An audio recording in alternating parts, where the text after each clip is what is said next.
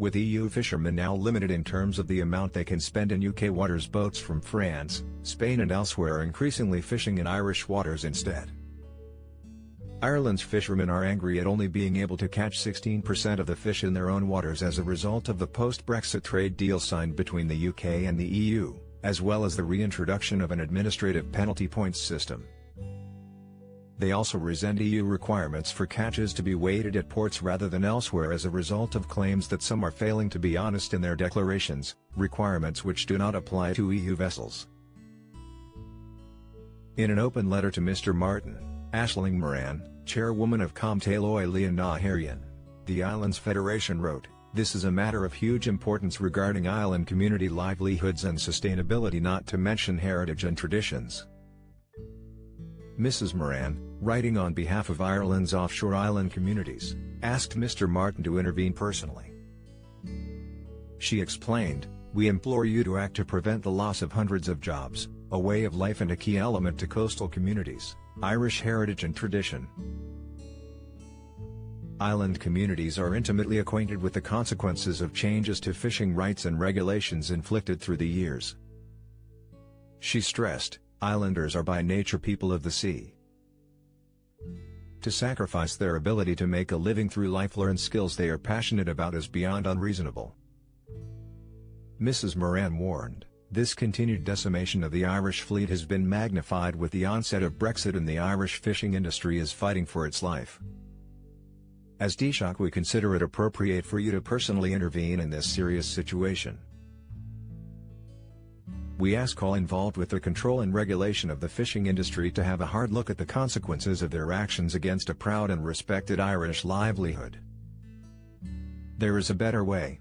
The Federation represents a total of 16 offshore island communities, having been created in 1984 with the intention of drawing attention to the difficulties facing islanders in socio-economic development which they felt were not being properly addressed at regional or national level." A spokesman subsequently told Irish Fishing News website Afloat, "We don't know if he read our letter, but his department sent a reply that it had been forwarded to the Department of Agriculture, Food and the Marine." Charlie McConalogue, Ireland's fishing minister, was sent a copy of the letter previously. Fishermen made their point during a demonstration in Cork last month, during which they lined the quays of the port.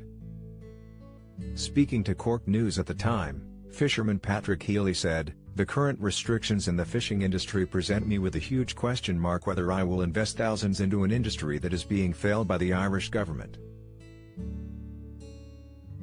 I just want to do the job I love. Going out to sea and making a living. We are trying to earn an honest living. Fishing is a natural resource and there should be a separate Minister of Fisheries. We are united. All we want is for the government to listen." Mr. Healy, whose boat had sank earlier in the month after a fire, added, "I had the trawler for 3 years. There is an immediate loss of 4 jobs. I would love to reinvest. I just want a future." The public may find it hard to believe what we will tell them, that things are so bad within the industry, but it is the truth. We are not being treated fairly by either the EU or the government, who are not protecting the natural resource of Ireland to which Irish people should have the major rights. Patrick Murphy, chairman of the Southwest Fish Producers Organisation, SFPO, added, "We're down to 16% of the fish in our own waters, and that is a crazy scenario. This the fact. This is what we want to show and tell to the public. Fishermen are putting themselves before the public, to show them the boats they have, the huge investment, creating jobs, the families with long traditions who face being forced out of fishing.